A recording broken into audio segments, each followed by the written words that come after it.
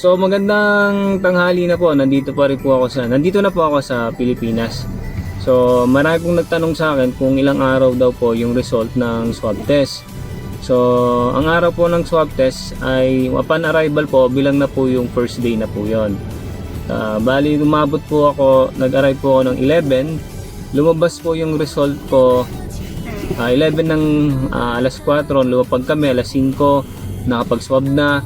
So mula doon ay bibilangin na po yung oras nun. So yung swab, yung araw ng pagsaswab po.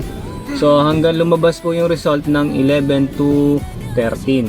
So 11, 12, 13, all 3 days po yung bilang. Pero sa hotel po nag-stay po ako ng 2 days, 2 nights and 2 days po. Okay po. So aside po doon sa mga nagkaroon ng aberya. Then doon sa mga tanong na mula po sa quarantine facilities, ano na po ang next steps. So pag po lumabas yung quarantine, yung pong result nyo mula sa Red Cross, ang gagawin, iba-iba po kasing klase yan, mula Luzon, Visayas, tsaka Mindanao po. So sa Luzon area po, madali lang po kasi once na naka-quarantine na po kayo, labas na po ng result, discharge po kayo ng hotel. Pagkatapos nyo pong ma-discharge sa hotel, ihahatid po kayo mula sa, meron pong libreng bus po. Siyempre yung may proseso naman po na susundan, at yung libreng bus papunta doon sa PITX. Doon po sa PITX po, meron pong mga nakaabang din na bus na meron po tayong OWA doon na sa PITX po, Parañaque Integrated Terminal Exchange. Yun po yung maghahatid po sa atin papunta po doon sa ating mga lungsod. Halimbawa po ako nasa Laguna, meron pong bus doon na naka-assign para papunta sa Laguna. So ang drop points po doon sa Laguna, dyan po sa may turbina. So sa turbina po, kung wala po kayong mga sundo o kung may sundo man kayo, pwede na po kayong mag-direct doon. Okay po. Ngayon po, yung sa walang sundo, meron na naman po na drop points na OWA. Yung pong OWA doon, ihahatid po kayo doon po kung saan pong bahay po kayo. Kung halimbawa ako, taga rito po sa may Kabuyaw, so ihahatid po ako dito sa may Kabuyaw. So any part of the Laguna po, ihahatid po kayo, provided po ng OWA yon. Siyempre po, medyo mahaba lang po yung naging proseso.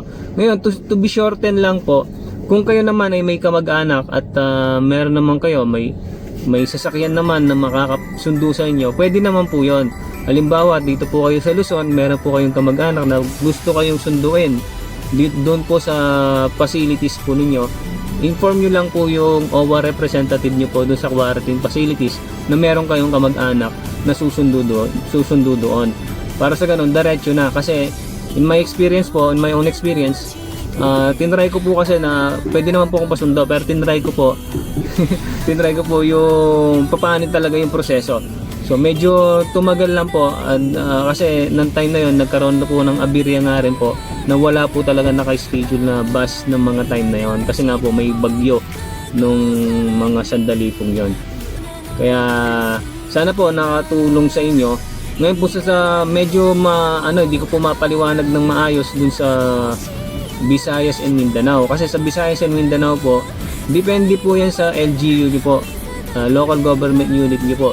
Halimbawa po, lumabas yung result nyo, kung kayo lalo yung mga nasa kasama ko po sa trabaho, na mula po paglabas na nakatira sa Visayas and Mindanao, paglabas po ng result nyo po dito sa Luzon, sa quarantine facilities po, inform nyo po si OWA.